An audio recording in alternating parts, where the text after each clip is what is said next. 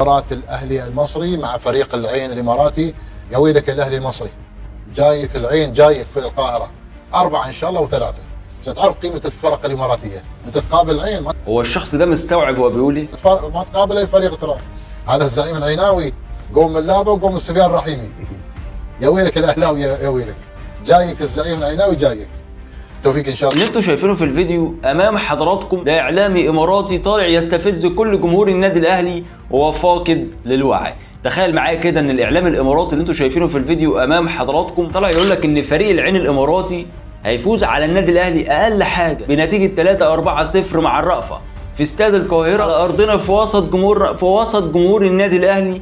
ويا ويلي النادي الاهلي من شر قد اقترب، وسفيان رحيمي هيحط على النادي الاهلي وكلام من هذا القبيل. ما تعلمش من الاعلام السعودي وليد الفراج. شوف دلوقتي بيتعامل ازاي مع جمهور النادي الاهلي، بيعتذر لجمهور النادي الاهلي، وان فريق العين الاماراتي زعيم الامارات او زعيم اسيا من وجهه نظره، مع ان الهلال السعودي هو زعيم اسيا، مختلف تماما عن جميع الانديه الاماراتيه اللي قابلها النادي الاهلي طوال تاريخه. طبعا كلنا عارفين ان النادي الاهلي حاطط على جميع الانديه الاماراتيه. عايزك تتخيل معايا كده كمشجع للنادي الاهلي ان النادي الاهلي حط على 2 انديه من الامارات فقط. في البطوله العربيه سنه 95 النادي الاهلي فاز على فريق النصر الاماراتي بنتيجه 3-1 مع الرأفة، وكمان بالاضافه انه فاز على فريق الوحده الاماراتي بهدفين نظيفين في نفس البطوله. كذلك في عام 2017 في البطوله العربيه تعادل بنتيجة 1-1 مع الوصل الإماراتي، علشان في عام 2024 لأول مرة في تاريخ العين الإماراتي والنادي الأهلي في مواجهة مباشرة وجها لوجه في بطولة الانتركونتيننتال، البطولة المستحدثة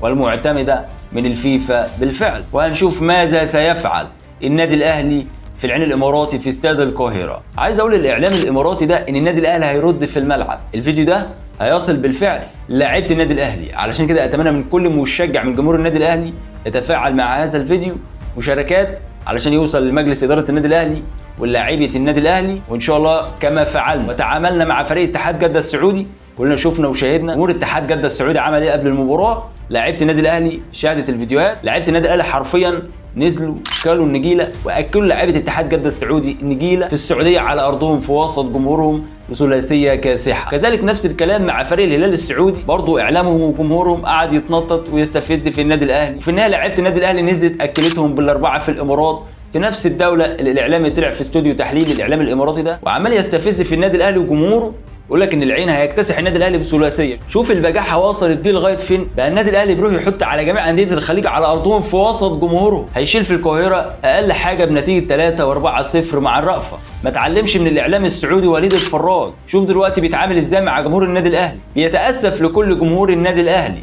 نفس الكلام قعد يتنطط ويستعرض عضلاته، ولكن اتحاد جده السعودي هيفوز على النادي الاهلي مختلف تماما عن الهلال، وقعد يتنطط ايضا قبل مواجهه النادي الاهلي للهلال.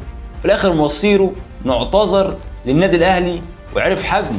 نفس الكلام الاعلام الاماراتي، ولكن الاعلام الاماراتي ما تعلمش الدرس من اللي قبله. وان شاء الله انا واثق في لعيبه النادي الاهلي، والفيديوهات دي هتوصل للعيبه النادي الاهلي ومجلس ادارته. ان شاء الله النادي الاهلي هيفوز على العين الاماراتي، ولاعيبه النادي الاهلي قد التحدي كما فعلوها سابقا مع الهلال واتحاد جده، علشان يردوا على كل هذه الشخصيات المستفزه ويعرفوا حجمهم الحقيقي من فعلا النادي الاهلي المصري. في نهايه المطاف ما تنساش كمشجع للنادي الاهلي ان انت تشير الفيديو ده على قد ما تقدر، تتفاعل مع الفيديو باي حاجه، بلايك، بكومنت، باي حاجه، علشان يوصل للاعيبه النادي الاهلي ويكون حافز ليهم قبل مواجهه 29 اكتوبر المقبل امام فريق العين الاماراتي. سلام.